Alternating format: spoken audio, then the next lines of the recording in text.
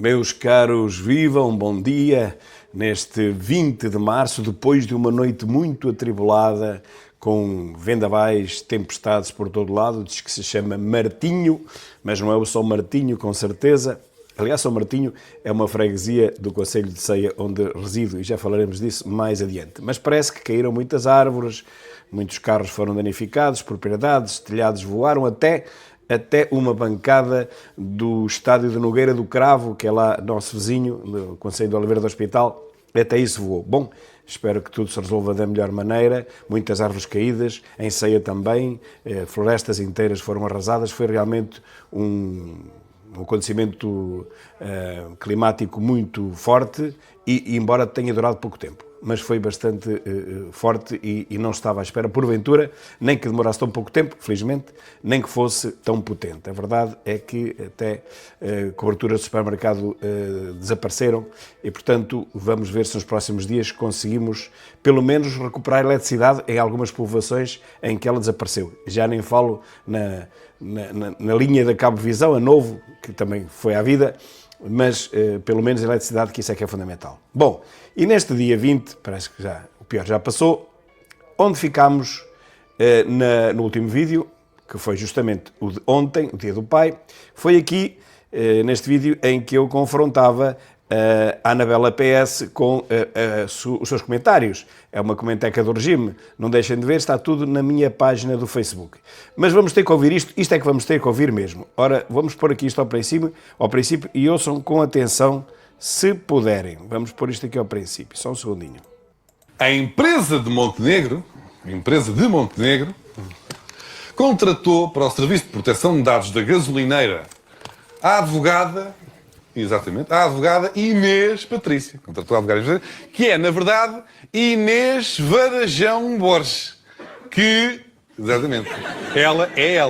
calha a ser a esposa de João Rodrigues, candidato do PSD à Câmara... Do PSD, exatamente, está aqui. Do PSD à Câmara de Braga, que, valha Nossa Senhora das Coincidências, é filho do dono da gasolineira que contratou o serviço à Spinum Viva. Ou seja, ela é nora do dono da gasolineira e futura primeira-dama de Braga, caso o plano corra bem.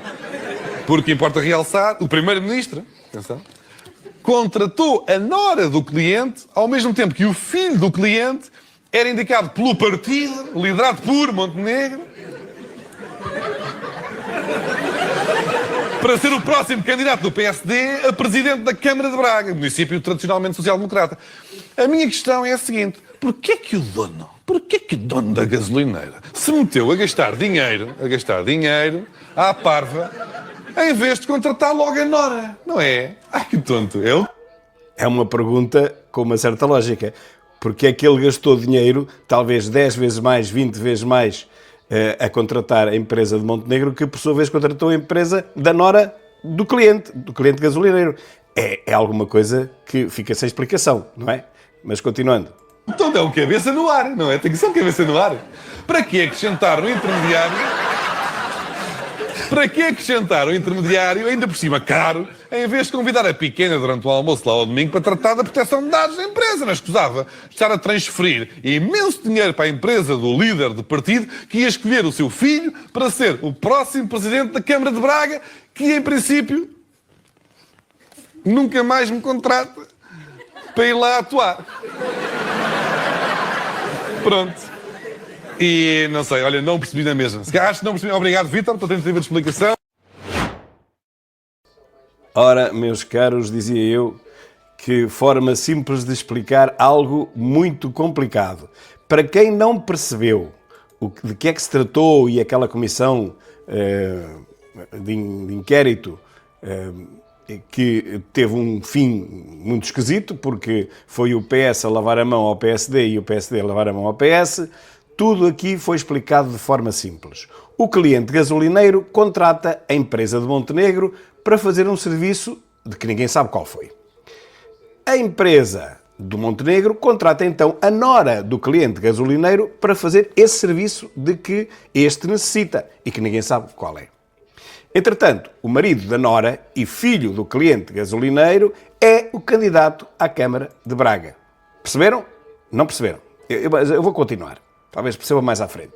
Então, o cliente gasolineiro, em vez de pagar o ordenado mínimo à sua nora, pelo serviço prestado por ela, um serviço que ninguém sabe qual é, paga à empresa de Montenegro 194 mil euros. 194 mil broas. Pelo serviço que a nora faz, reparem bem, e que ninguém sabe qual é. Perceberam agora? Ainda não. Bom, é que a nora, por esse serviço que só ela faz, e que ninguém sabe qual é, recebe o ordenado mínimo. Perceberam agora? Arre, que também são um bocadinho estúpidos. Puxa. Meus caros, e sobre as eleições que aí vão aparecer, estas foram as nossas votações em Viseu para recordar algumas pessoas que têm, digamos, amnésia voluntária. Nós concorremos em 2019, ninguém sabia o que era o Chega. Eu andava com um carro de som à volta do Rossio e mandavam-me parar a perguntar se aquilo era um detergente novo. Portanto, não sabia o que era. E tivemos meros 1721 votos. Ou seja, 0, qualquer coisa, 0,90, está aqui, 0,97, não chegou a 1%. Em 2022, já tivemos, no mesmo distrito, 14.373 votos. Ou seja, foi 7,79, mais um bocadinho, e éramos eleitos. E, por fim, o ano passado, tivemos 41.159 votos, 19,45, 19,5. Portanto, começámos com 0,90 e tal, não chegou a 1%, subimos para um pouco menos de 8% e na última tivemos quase 20%. É claro que não vamos continuar a subir tanto, senão iríamos para os 60%, não é? Com esta regra de progressão. Mas eu espero que mesmo assim consigamos aumentar para cima dos 20% nas próximas eleições. Isso depende também de vocês, de fazerem passar a palavra. Precisamos mesmo do Chega em todo o país, é óbvio, mas no meu caso, no Distrito de Viseu, para continuarmos a fazer o trabalho que temos tido. Muito obrigado. E, por falar no trabalho que temos tido, os últimos 3 vídeos do Chega, que inclui a entrevista que ele deu ao Canal 1 àquele João Adelino Faria, que é completamente anti-Chega, mas vá lá que desta vez não se portou tão mal como da outra, em que, não sei se se recordam, eu publiquei alguns esgares do olhar do João Adelino Faria que queriam literalmente fulminar o entrevistado, neste caso André Ventura. Desta vez ele foi um pouco mais comedido, continua a ser um debate, nunca é uma entrevista. André Ventura não consegue dar uma entrevista porque à sua frente não tem um entrevistador, tem uma pessoa a debater com ele, tem um adversário político, mas mesmo assim, relativamente àquela primeira e miserável prestação de João Adelino Faria, ele esteve bastante melhor e André Ventura conseguiu dizer tudo o que queria, o que é realmente notável, porque os entrevistadores não deixam que André Ventura chegue ao fim de frase nenhuma. Quando ele começa a explicar coisas que têm interesse, eles cortam-lhe a palavra e mudam de assunto. É inacreditável. Mas André também já cá anda há uns anos e também já poucos o enganam, já poucos lhe passam a perna, para não dizer que nenhum lhe passa a perna. E eis a diferença entre a direita e a esquerda. Na direita, tudo advém do nosso trabalho, é o que nós pensamos. Tudo, todos os nossos bens, toda a nossa qualidade de vida advém do nosso trabalho. Se trabalharmos muito, conseguiremos ter uma vida melhor. A esquerda é quase isso, só que ao contrário. Para a esquerda, tudo advém do trabalho, mas dos outros. Portanto, há que distribuir o fruto do trabalho dos outros. Quem mais trabalhar, mais trabalhado fica, como o povo costuma dizer. Essa é a diferença entre a direita e a esquerda. Aqui vou tentar colocar-vos, tenho que fazer uma pequena pausa, este vídeo que é realmente brutal e que me chegou ontem. Ora, prestem atenção, que não sou eu que falo, prestem atenção ao que aqui se diz. E desmontar a mentira do século. Agora, começando por Pedro Nuno Santos. Pedro Nuno Santos, hoje, disse sobre Luís Montenegro e sobre Pedro Passos Coelho, começou com a referência a Pedro Passos Coelho, o homem que apontou e aprovou todas as malfeitorias feitas aos portugueses entre 2011 e 2015. Pois eu quero recordar o seguinte: houve um corte de salários de 3,5% a 10% aos funcionários públicos, corte de salários, sublinho, que foi anunciado no dia 29 de setembro de 2010 por dois senhores, um deles chamado Teixeira dos Santos, Ministro das Finanças, e o outro chamado José Sócrates, Primeiro-Ministro. Nessa mesma conferência de imprensa, os dois anunciaram congelamento de pensões e anunciaram o pacote de austeridade mais grave que existe, sobretudo para os pobres. O aumento do IVA de 21% para 23%. E isto é dado pela comunistação social, é-nos dito por toda a comunistação social, sem uma exceção, que o governo da Troika é que deu cabo disto tudo. Mas é preciso perguntar quem foi o governo da Troika. Se foi o de Passos Coelho ou se foi o de José Sócrates e de Teixeira dos Santos. E não se esqueçam que foi este segundo. Foi o governo de José Sócrates e Teixeira dos Santos que acordou as medidas a tomar pelo Estado português a fim de não ir à falência passado pouco mais de um mês. Foi isso que foi acordado por quem? José Sócrates e Teixeira dos Santos. Não foi por Passos Coelho. Isto é o quê? As malfeitorias foram feitas por Passos? Todas? O que é isto? Eu tenho uma pergunta para Pedro Nuno Santos, que é: a campanha dele é só apontar o que fez um governo que já saiu do poder há 8 anos? Quais são as propostas dele? Onde é que estão? É impressionante que a mentira deste século, que foi provocada pelas agências de marketing, pelas agências e pelos líderes partidários que combateram um governo que nos tirou da bancarrota, tenham metido na cabeça das pessoas fortes salários e pensões do governo da Troika. Afinal, de quem era o governo da Troika? Quem era? O governo da Troika foi o governo de Teixeira dos Santos e de José Sócrates. Mas não é isso que nos dizem na comunicação social, não é isso que nos dizem os partidos de esquerda, não é isso que nos diz o PS. Mentem descaradamente, por isso aqui está a mentira do século, porque realmente quem concordou, quem acertou todas as medidas a serem tomadas pelo governo seguinte foi justamente José Sócrates e Teixeira dos Santos, não foi Passos Coelho. Paulo Raimundo veio com a mesma conversa. Os cortes de salários do tempo da Troika. Não, os cortes de salários foram do tempo do Sócrates, que percebeu que o país ia para a bancarrota, mas não queria dar o braço a torcer e se zangou com Teixeira dos Santos, que à 25ª hora teve que lhe passar uma rasteira e entregar o país aos braços da Troika. Foi isto. Desculpem, é a maior mentira do século, feita pelos partidos políticos, alguns, e feita pelas agências de marketing, comunicação e imagem que trabalham com eles. E não esquecer também, e com o eco de toda a comunistação social, como eu lhe chamo. A comunistação social ajuda bem a que o povo português continue desinformado, continue enganado.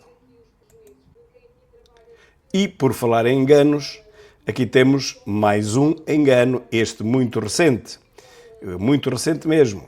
É um engano que diz que PS e PSD não aceitaram o relatório que foi escrito pela deputada Cristina Rodrigues, e neste caso pelo Chega, porque tentaram evitar responsabilidades de Marcelo e de Lacerda Salles.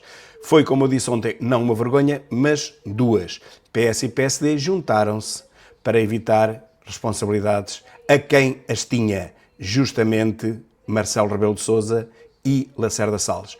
PS salvou a água do capote de Lacerda Salles e PSD, ou PS2, como quiserem, salvou a água do capote de Marcelo.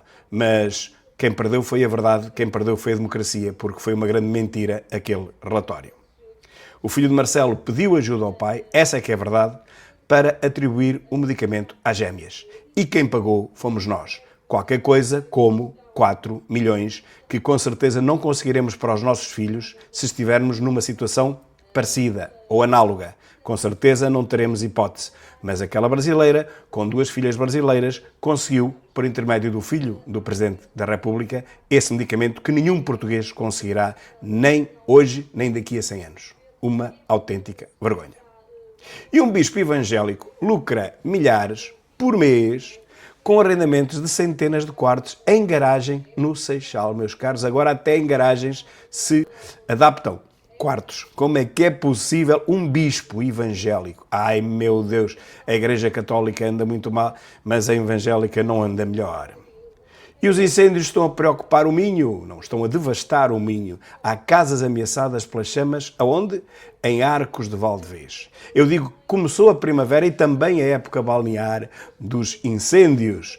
Antes do tempo, neste caso, em Arcos de Valdevez, já é o 18º incêndio em apenas 5 dias. 18º em 5 dias, como vão a seguir ouvir o comandante dos bombeiros. E é fogo posto, obviamente, como ele próprio também diz, e a Proteção Civil corrobora. Como são todos os fogos são postos, como andou a dizer isso há 30 anos, há 30 anos que ando a dizer isto, primeiro começaram a chamar de nomes e depois agora já toda a gente diz o mesmo que eu sempre disse, quase todos são fogos postos. Bom, realmente os painéis solares e a sustentabilidade do planeta não podem esperar. Lançam-se milhares de toneladas de CO2 para a atmosfera com cada mega incêndio. São milhares de toneladas de CO2, quem eu disse são eles, são os cientistas de esquerda. E para quê? Para reduzir um bocadinho o CO2 da atmosfera, que é de 0,004%. Lançam-se milhares de toneladas de CO2 na atmosfera com estes incêndios. E se querem ouvir da boca do próprio, ele aqui está. Ora, ouçam, por favor. De 90 km por hora que fizeram alastrar as chamas. E tudo por causa de fogo posto. Olha, esta situação acontece há 5 dias. Hoje, e nesta ocorrência em particular, este é o 18º incêndio que ocorre aqui no concelho de Arcos de Valdevez em 5 dias. É uma situação completamente anómala e inaceitável para esta altura de... 18º em 5 dias, meus caros. 18º em 5 dias. Vamos pôr aqui outra vez de início, desculpem lá, que isto tem que ser ouvido, como deve ser. Em Arcos de Valdevez, houve casas ameaçadas pelo fogo que chegou às freguesias de Vilela, São Cosme, São Damião e Sá e Soajo. Os bombeiros ponderaram mesmo um plano de evacuação por causa das rajadas de 90 km por hora que fizeram alastrar as chamas. E tudo por causa de fogo posto. Olha, esta situação acontece há 5 dias. Hoje, e nesta ocorrência em particular, este é o 18º incêndio que ocorre aqui no concelho de Arcos de Valdevez em 5 dias. É uma situação completamente anómala e inaceitável para esta altura do campeonato, não é? Numa altura em que a informação que circula é para as pessoas terem cautelas e cuidados no que diz respeito às condições climatéricas, às previsões de chuva, e até foi anunciada a queda de neve aqui para a nossa região, mas aqui Arcos de Valdevez tem sido completamente oposto, até à semelhança daquilo que está-se a viver na parte sul do país. Não são causas naturais? Não, de todo, nem são as alterações climáticas que fazem os incêndios surgirem todos a partir das 19, 20 horas. Meus caros, está tudo dito, eu ando a dizer isto há décadas. Tenho até um site, uma folha no Facebook, uma página a dizer e a contabilizar os incêndios que deflagram à noite e de madrugada. Chama-se mesmo incêndios à noite e de madrugada, a culpa é do eucalipto. Como sabem, os eucaliptos de madrugada deitam fogo uns aos outros, têm esse mau feitio.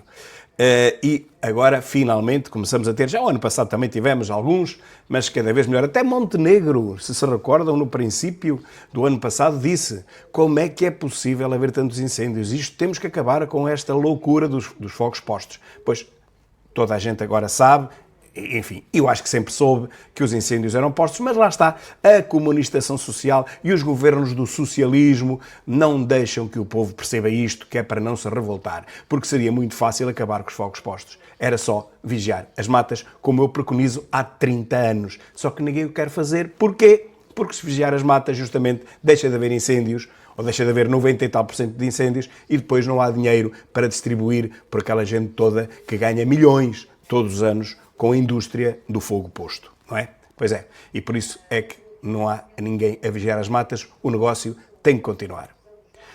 Mais um problema do wokeismo, o problema é este: gêmeos de 6 anos nasceram fruto de inseminação artificial e agora filhos de Inês Herédia, que eu não faço ideia quem seja, e Gabriela Sobral, mas pelos vistos são 2 mulheres, perguntam se têm pai. Eles perguntam se têm pai.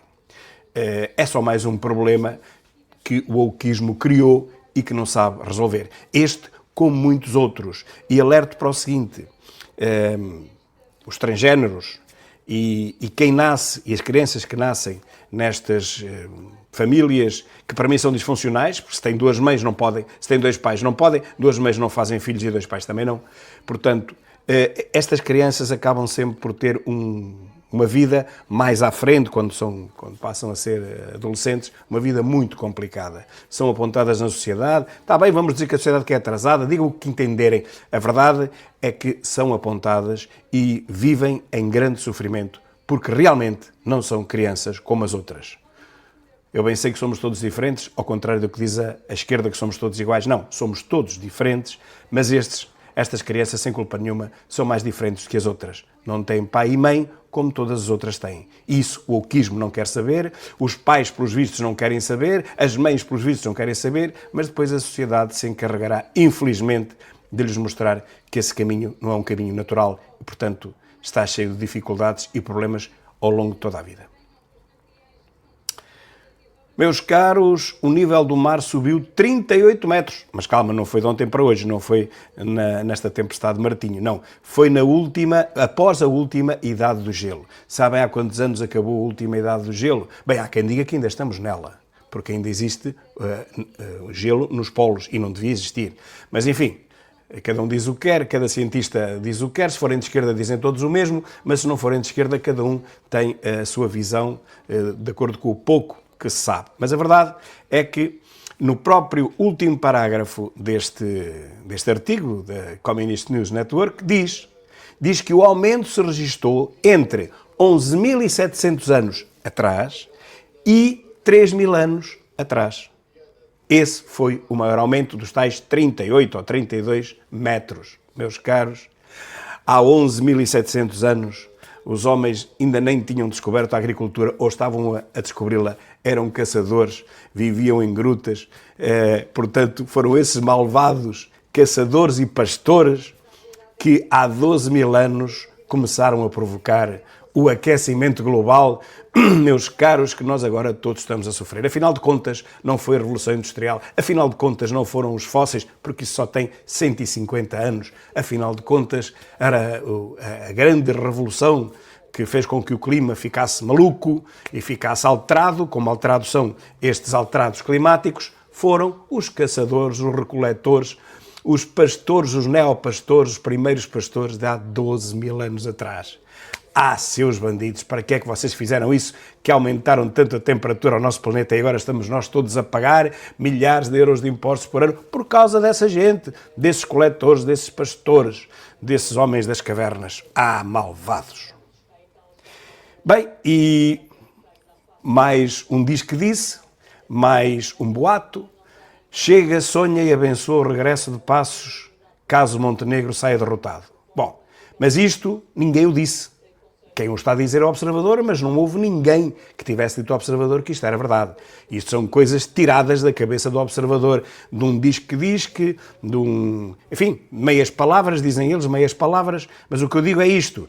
Isto é um artigo baseado em rumores, no tal diz que disse dos bastidores. Ventura nunca disse nada disto. Não sei se o pensou, mas a verdade é que nunca o disse. Mas Ventura pode não ter dito, e nunca disse, mas alguém o disse. Vamos ver o post seguinte. E cá temos alguém que sim, este sim, dilo com todas as letras. Miguel Relvas é que diz isto preto no branco. Mas aqui não há rumores. A comunicação social tem que parar de colocar palavras de outros na boca de Ventura. Ventura não é Relvas, graças a Deus. Agora, Relvas é que diz: Bloco da direita vai ser maioritário e o PSD vai ter de saber respeitar a vontade do povo e abrir a porta ao Chega.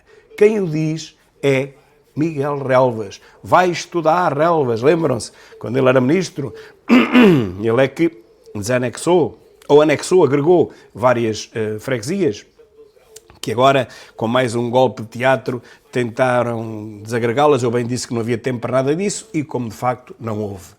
Mas quando digo as coisas, aparecem logo 30 ou 40 esquerdoidos, socialeiros, dizer que lá estou eu, com as minhas coisas e tal, vai haver tempo, vai haver mais do que tempo. Não houve tempo nenhum e continuamos com os cadernos eleitorais antigos. Eu avisei, é preciso 6 meses para os cadernos eleitorais se atualizarem e serem publicados. Já não havia tempo, nem que o Marcelo não tivesse chumbado a lei da desagregação. Afinal de contas, ele chumbou, atrasou mais um mês e então é que não houve tempo mesmo. Bom, seja como for, eu expliquei isso em vídeos anteriores, mas mais uma vez, desculpem lá, eu tinha razão. Miguel Relvas é que diz que o PSD tem que se entender com o Chega porque a maioria da próxima Assembleia da República, independentemente se um vai ter 20% e o outro vai ter 28%, independentemente disso, os dois somados dão maioria absoluta. Quer o Pedro Nuno Maserati queira, quer não. Quer os comentecos todos das televisões queiram, quer não. Vai haver um bloco de direita maioritário, como já houve também nesta legislatura que ontem terminou. PSD mais Chega fazem sempre maioria absoluta. Portanto, é ridículo, é absurdo o não é não de Luís Montenegro. Se não é não, então quem vai usufruir, quem vai ganhar é o socialismo e quem vai perder é Portugal. Portanto, temos que retirar o não é não e temos de trabalhar em conjunto para que Portugal melhore e saia da cepa torta e do fundo das tabelas dos países mais pobres e menos desenvolvidos da Europa. Isso é que tem que ser feito. E por fim, 2 cidades que me dizem muito. Está aqui uma fotografia da neve na Serra da Estrela, vista a partir de Viseu. Ora, justamente Viseu, a capital do distrito por onde eu fui eleito deputado em 10 de março, fez agora um ano e pouco, do ano passado. E Ceia, a cidade onde eu resido há 57 anos e por cuja Câmara Municipal me baterei nas próximas eleições autárquicas, tal como aconteceu há 4 anos. Aí não fui candidato à Câmara, fui candidato à Assembleia Municipal e fui eleito. E agora proponho-me à Câmara Municipal da terra onde eu vivo, embora não seja minha, não nasci cá, mas onde eu vivo há 57 anos. Bom, vamos ver o que vai acontecer. Para já temos estas eleições legislativas. É importantíssimo que todos os simpatizantes de direita concentrem os seus votos no Chega, porque só com o Chega é que nós conseguimos mudar isto. Perdemos uma oportunidade nesta última legislatura, na 16ª, porque o PSD, liderado por Luís Montenegro, não quis aproveitar esta oportunidade de ouro, a primeira grande oportunidade que tivemos da direita liderar e de poder transformar este país, ok? Dotando-o das reformas necessárias para que este país evolua, se desenvolva e consiga atingir pelo menos a mediania, a média dos países da Europa. Já não digo o topo, porque isso já não é no nosso tempo de vida, mas pelo menos sermos um país médio, deixarmos o fundo da tabela. Isso já se provou, só se consegue com a direita, porque com a esquerda nunca se conseguiu. Em 50 anos não se conseguiu. É cada vez mais para trás, é cada vez mais pobres, é cada vez mais tristes, cada vez mais gente a receber subsídios e os subsídios cada vez são menores, porque nós não produzimos riqueza suficiente para distribuirmos por 4 milhões de pessoas. Não podemos, os outros 4 não podem ganhar o suficiente, não ganham o suficiente para criar riqueza para distribuir pelos outros 4. E, portanto, temos é que desenvolver a indústria, desenvolver o turismo também, mas, acima de tudo, a indústria sem ser o turismo, porque nenhum país pode viver do turismo, a não ser lá as Maldivas e esses países exóticos. Um país europeu não pode viver só do turismo e o que nos está ainda a assegurar ainda é o turismo. Se de hoje para amanhã o turismo baixa, ou por um cataclismo, ou por uma coisa qualquer, nós estamos desgraçados. Não podemos. Temos de ter indústria que trabalhe 365 dias por ano. Embora o turismo também tenha que continuar a ser acarinhado, especialmente nas ilhas, Madeira e Açores. Mas no continente, acima de tudo, tem que haver indústria que crie riqueza, que exporte, ok? Com isso cria riqueza e com isso se geram impostos para o Estado, neste caso o governo da direita, poder desenvolver, finalmente, começar a desenvolver este país. Meus caros, muito obrigado. Este foi o meu vídeo, o segundo já será feito em Ceia com outras condições técnicas. Muito obrigado e até logo.